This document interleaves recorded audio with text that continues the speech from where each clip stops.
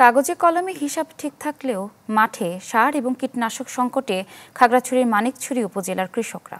সারের সরবরাহ স্বাভাবিক রাখতে সরকার ডিলার সম্প্রসারণ কার্যক্রম হাতে নিলেও সিন্ডিকেটের কাছে জিম্মি স্থানীয় প্রশাসন। খাগড়াছড়ি থেকে নুরুস্তাফা মানিকের পাঠানো রিপোর্ট। ভরা মৌসুমেও সার ও কীটনাশক সংকটে পার্বত্য জেলা খাগড়াছড়ির মানিকছড়ি উপজেলার আমন চাষিরা। একই দশা সবজি ও অন্যান্য ফসল আবাদকারীদের। প্রান্তিক পর্যায়ে কৃষি উৎপাদন বাড়াতে সরকার সার ও কীটনাশক সরবরাহের উদ্যোগ নিলেও তা থেকে বঞ্চিত সেখানকার কৃষকরা। তাদের অভিযোগ ১০ থেকে ১২ কিলোমিটার দূর থেকে সার ও কীটনাশক আনতে গিয়ে বাড়ছে উৎপাদন খরচ। কিউনিশিয়া নিতে গেলে কেজি ৫০ টাকা করে হয়।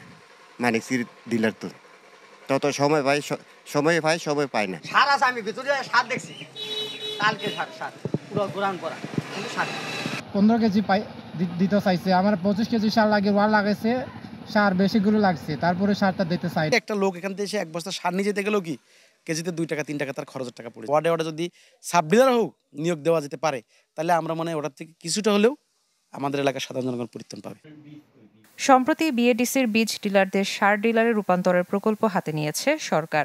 ইতোমধ্যে এতে আবেদন করেছেন মানিকছড়ির 2 জন বিএডিসি ডিলার। তবে বিসিআইসি ডিলারদের সাথে সম্ভাব্য দ্বন্দ্ব এড়াতে প্রক্রিয়াটি স্থগিত রাখা হয়েছে বলে জানান উপজেলা সার ব্যবস্থাপনা কমিটির সংশ্লিষ্টরা। মাটিরাঙ্গা উপজেলায় একজন আবেদন করেছিল, ওইটা অনুমোদন পেয়েছে। এখন মানিকছড়ি উপজেলার 2 জনের একজনও অনুমোদন পায় নাই। কি অজানা কারণে অনুমোদন পায় না এটা আমি জানি না।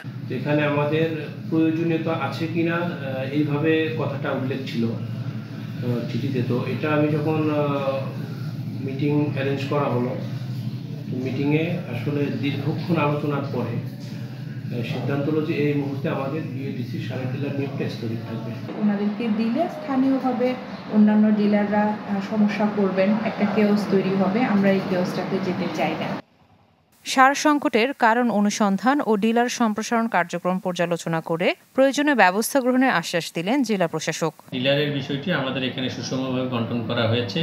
যদি কোথাও সমস্যা থাকে খতিয়ে দেখে যদি কোনো আমরা অব্যবস্থাপনা দেখি, তাহলে আমরা সে বিষয়ে আইনানুগ ব্যবস্থা গ্রহণ করব। উপজেলা কৃষি অফিসের তথ্য অনুযায়ী মানিকছড়িতে সরকারি ডিলার মাত্র ৩৮ জন, যার বেশিরভাগই উপজেলা সদর কেন্দ্রিক। Desk report, channel 24।